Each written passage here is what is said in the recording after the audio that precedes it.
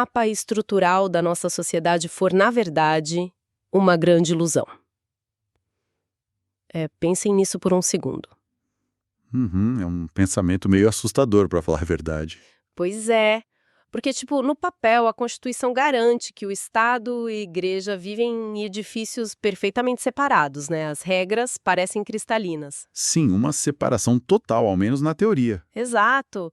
Mas e se, ao descer até o porão desse edifício público, a gente descobrisse uma rede de túneis secretos? Aqueles túneis por onde o poder, o dinheiro e a influência fluem livremente, né, e sempre na calada da noite? Isso mesmo.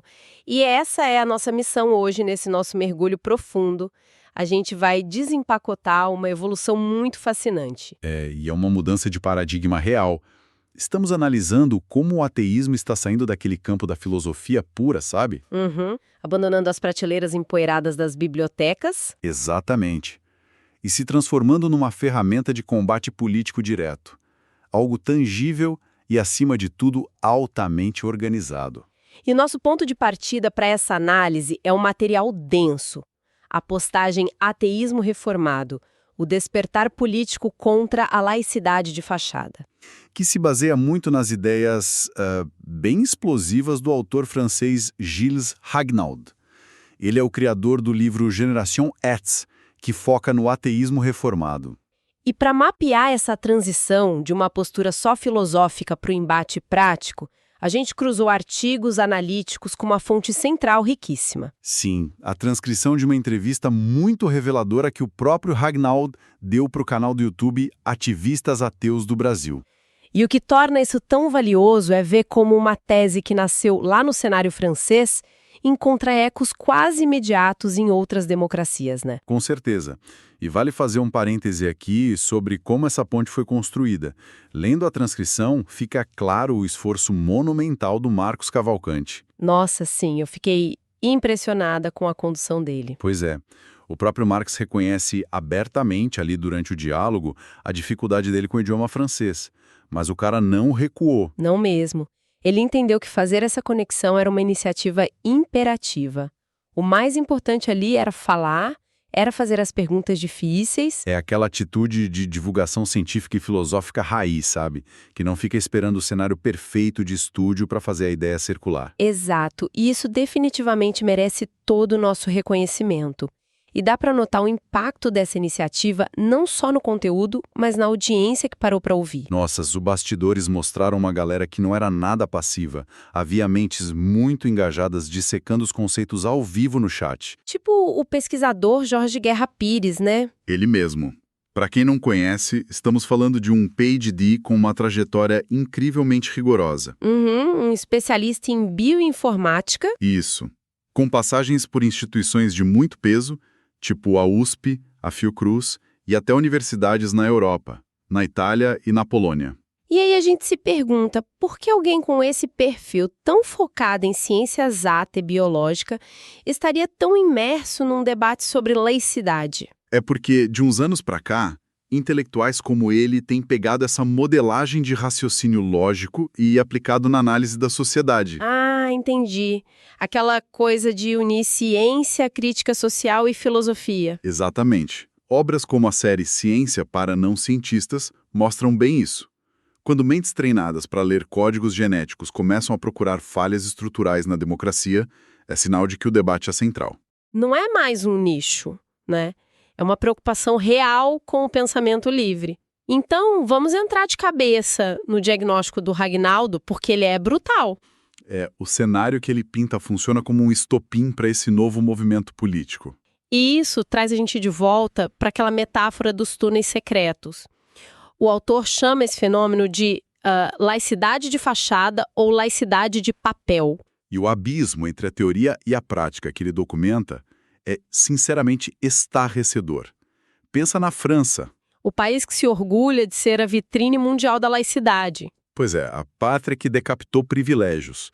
No papel, o Estado não tem religião, mas na prática operacional... A realidade bate à porta. Bate forte. O que o Hagnaud expõe é que as instituições religiosas estão, capilarizadas em todas as instâncias do poder público.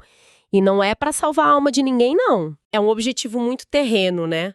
Dominar a narrativa. E lendo os dados dele, o que me deixou mais chocada foi a escala matemática do problema. Os números são absurdos. É uma desproporção enorme. Dá a sensação de que uma minoria comprou o maior megafone da praça e agora dita o volume da conversa para todo mundo. E os dados dele sustentam isso. Olha só, ele aponta que, na França atual, os praticantes da Igreja Católica são mais ou menos 20% da população. 1/5 das pessoas. Só 1/5.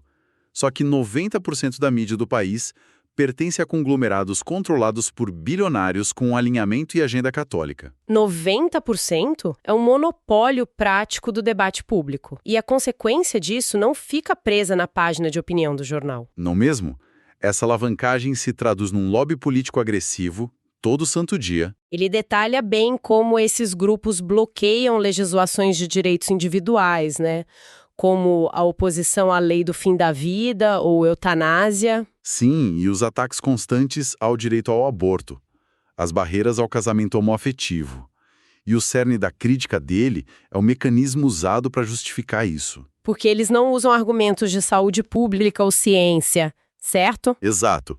Eles impõem bloqueios baseados estritamente em dogmas internos. E a laicidade de fachada acolhe esses dogmas como se fossem preocupações seculares válidas. É como aplicar a regra do clube para quem nem é sócio do clube. E afetando milhões de pessoas que rejeitam aquela crença. É a tal da analogia do futebol que a gente estava conversando antes. O árbitro jura neutralidade, veste uniforme, a bola é redonda. Tudo parece limpo na teoria. Mas em segredo, a arquibancada inteira sabe que o árbitro é o acionista majoritário de um dos times. Na hora do pênalti, o apito tem lado. Uma visualização perfeita. E para explicar como esse árbitro mantém o poder, o autor traz um conceito que ele chama de paradoxo da Bíblia de esquerda. E aqui vale um lembrete importante para quem acompanha a nossa análise. A gente está apenas relatando a tese do autor, ok? Com certeza. Total neutralidade política da nossa parte. Nós estamos dissecando a visão sociológica dele. Dito isso, a premissa dele é muito contundente. Ele diz que o texto bíblico original tem um viés fortemente social, de esquerda. Defesa dos oprimidos, acolhimento dos vulneráveis. Isso, mas a realidade operacional moderna é o oposto. Ele descreve uma aliança quase indestrutível entre as engrenagens religiosas e frentes políticas de extrema-direita. E é uma relação puramente transacional. Uma troca de favores. Não uma afinidade teológica. Como que funciona esse escambo na prática? De um lado, as facções de direita radical precisam de uma base eleitoral engajada e moralmente unificada. A igreja entrega esse rebanho pronto. E do outro lado? As lideranças religiosas ganham acesso direto aos corredores do poder. O Estado promove os dogmas deles, bloqueia pautas progressistas e protege privilégios fiscais enormes. Então a essência do texto é meio que ignorada em nome do poder institucional. Totalmente esvaziada. E aí a gente precisa fazer a pergunta central. Se o Estado foi cooptado por esse lobby, qual é o impacto real na vida da maioria secular, de quem só quer viver em paz? O impacto é o silenciamento. Uma marginalização estrutural tão bem feita que nem é percebida como opressão pela sociedade. E é aí que entra o conceito de teofobia. Exatamente. O Ragnaldi usa teofobia para enquadrar o preconceito persistente, a aversão e os insultos direcionados aos ateus. Na entrevista com o Marcos, eles dissecam isso de um jeito que assusta. Eles falam da assimetria legal. Se rola um ato de racismo ou homofobia, o sistema tem ferramentas. Tem leis, delegacias especializadas, jurisprudência. Tem uma condenação moral quase imediata. Mas quando um ateu sofre discriminação, perde um espaço profissional ou é atacado pela descrença, não acontece nada. É um vazio total. A invisibilidade é esmagadora. A lei olha para a situação e não enxerga um crime. O que deixa a vítima sem sequer a linguagem jurídica para se defender, né? Sim. E a genialidade do material do Ragnaldi é tentar arrumar essa bagunça conceitual. Ele divide a oposição religiosa em 3 esferas distintas para desarmar a confusão. Vamos montar essa escada metodológica, então. Degrau por degrau. O primeiro degrau é a própria teofobia. Ela tem uma natureza puramente psicológica. É a emoção ou instinto de rejeição. Exato. É o medo irracional ou o preconceito visceral contra o ateu, muitas vezes plantado por séculos de cultura que associa moralidade à crença religiosa. Basicamente, nasce no estômago. É bem por aí. Agora, subindo um degrau, a gente chega na intelectualidade. Entra o antiteísmo. Aí a emoção sai de cena. Totalmente. Entra a filosofia. É a tese racional de que a crença em deuses é logicamente falsa ou prejudicial. Pensa no Richard Dawkins. Não tem medo envolvido, é um debate epistemológico. Perfeito. E aí chegamos ao terceiro degrau, onde a revolução prática acontece. O anticlericalismo. Sim. Essa esfera abandona a discussão sobre se Deus existe ou não. O foco é a mecânica do poder. É uma oposição política. Combater a interferência do clero no Estado. Certo. Isso. É lutar para que a igreja não dite currículo de escola, lei de saúde reprodutiva, orçamento público. E a ironia é que alguém pode ser muito religioso na vida privada e, ao mesmo tempo, anticlerical. Defendendo a separação entre o altar e o parlamento. Exatamente. Mas olha, aqui é onde a coisa fica realmente interessante e eu preciso bancar a advogada do diabo por um segundo. Manda? Usar a palavra fobia, tipo teofobia, não levanta uma bandeira vermelha. Porque, no debate público, o lobby religioso adora misturar esses degraus de propósito. Ah, sim, como uma tática de defesa. Exato. Eles não misturam a crítica intelectual com a fobia para reduzir um argumento super racional a uma mera histeria. Alguém aponta falhas na laicidade e o sistema responde: ah, você é só um fóbico. É uma armadilha retórica formidável. E a sua leitura é cirúrgica. As próprias fontes apontam essa preocupação. Psicologizar o adversário é clássico. Você descredibiliza a mente da pessoa atacando as emoções dela. É uma forma brilhante e desonesta de fugir do debate lógico. Fugir de rebater a razão.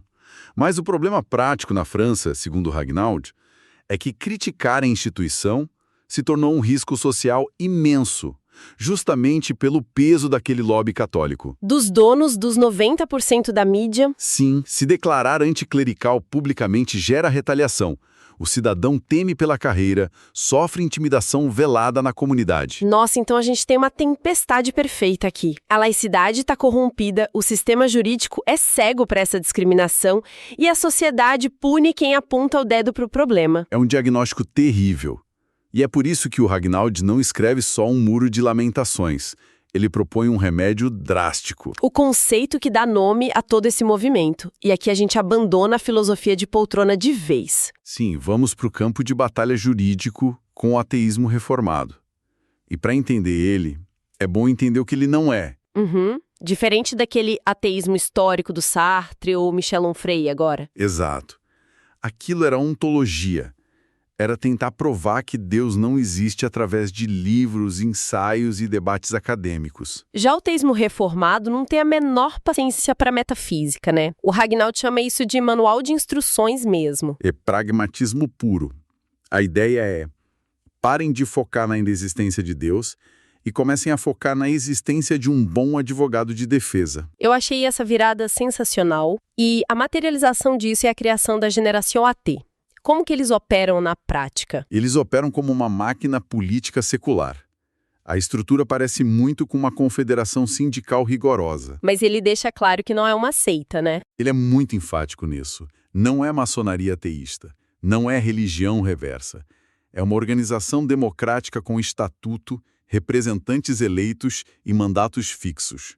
O objetivo é tirar o ateu daquele isolamento melancólico e botar na militância institucional. E o que me fascinou é que eles não ficam com cartazes na praça. De jeito nenhum. A estratégia deles é uma guerrilha jurídica pesada. Eles são fiscais de obras agressivos. Se um prefeito tenta usar imposto para botar um tijolo religioso num prédio público, eles não escrevem cartinha de repúdio. Eles entram com uma liminar e embargam a obra na hora. Esse é o salto evolutivo. Judicialização implacável. Sim, o método é depositar queixas nos tribunais administrativos toda vez que 1 milímetro da laicidade for violado. Se tem isenção injustificada para a religião, eles processam o Estado. Eles usam a Constituição como espada, não mais como escudo. Exigindo que o peso demográfico da maioria secular vire jurisprudência real. Então, para resumir isso tudo, o ateísmo filosófico tradicional é você escrever uma crítica genial, super erudita e publicar no jornal de domingo. As pessoas leem, tomam café e acham lindo. E na segunda-feira o sistema continua intacto. O ateísmo reformado é pegar esse mesmo jornal, contratar a melhor banca de advogados e processar o sistema inteiro. Forçando o juiz a aplicar a lei. É a diferença brutal entre buscar aplauso acadêmico e buscar poder real de veto. Caramba, é uma mudança de postura gigante. E eles não estão olhando só para a França, né? Porque essa laicidade de papel é uma pandemia global. O Ragnall sabe que a simetria é universal. A Generación T já está exportando esse modelo para associações no Quebec, no Canadá e na Itália. E o Brasil entra muito forte nessa mira, não entra? Entra demais. Na entrevista com Marcos, o Ragnall enxerga o Brasil como um terreno crucial.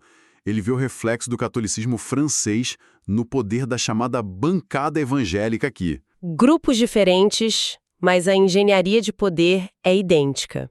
Frentes parlamentares garantindo que crenças privadas virem leis penais para todo mundo. E aqui entra um axioma fundamental. A cruzada do ateísmo reformado não tem o menor interesse em invadir a esfera privada de ninguém. Não é para proibir a fé, nem censurar templos. Nada disso. O escopo é republicano. É defender a liberdade de consciência e garantir regras verdadeiramente neutras na arena pública. Usando as mesmas ferramentas que o lobby religioso já domina tão bem. Os tribunais, as urnas, a organização. A transição definitiva da defesa passiva para o ataque institucional. Então, recapitulando a nossa jornada de hoje. A gente começou quebrando a ilusão do Estado neutro, entendendo a laicidade de fachada. Descemos para o custo humano disso, vendo o silenciamento que cria teofobia estrutural. E dissecamos essa reação cirúrgica que é o ateísmo reformado, operando quase como um sindicato de proteção às liberdades. E a relevância disso vai muito além da crença pessoal de quem nos ouve. É sobre entender quem move as engrenagens que ditam a nossa liberdade no dia a dia. É sobrevivência cidadã pura. E isso nos deixa com um pensamento muito provocativo para fechar. Imagina que a Generation 8 seja um sucesso absoluto no mundo todo. E eles consigam neutralizar todo o lobby religioso nas leis do Estado. Isso. O Estado atinge a pureza técnica laica. O que criaria um vácuo ético fascinante. A humanidade tem horror a espaços vazios. Se a religião perde a cadeira de árbitro moral público, quem preenche o espaço? Novas ideologias sociológicas. Ou, num cenário distópico, as big techs e o capital financeiro ditando a bússola moral das leis. A natureza humana sempre busca um farol. Uma reflexão inquietante. No fim das contas, voltando à nossa planta do edifício, não importa o quão perfeita pareça a estrutura, a nossa obrigação é descer no porão, com a lanterna, e ver quem está mexendo nos pilares. Nunca parem de questionar as plantas que vendem como verdades absolutas. Mantenham o espírito investigativo aceso. E até a nossa próxima análise profunda.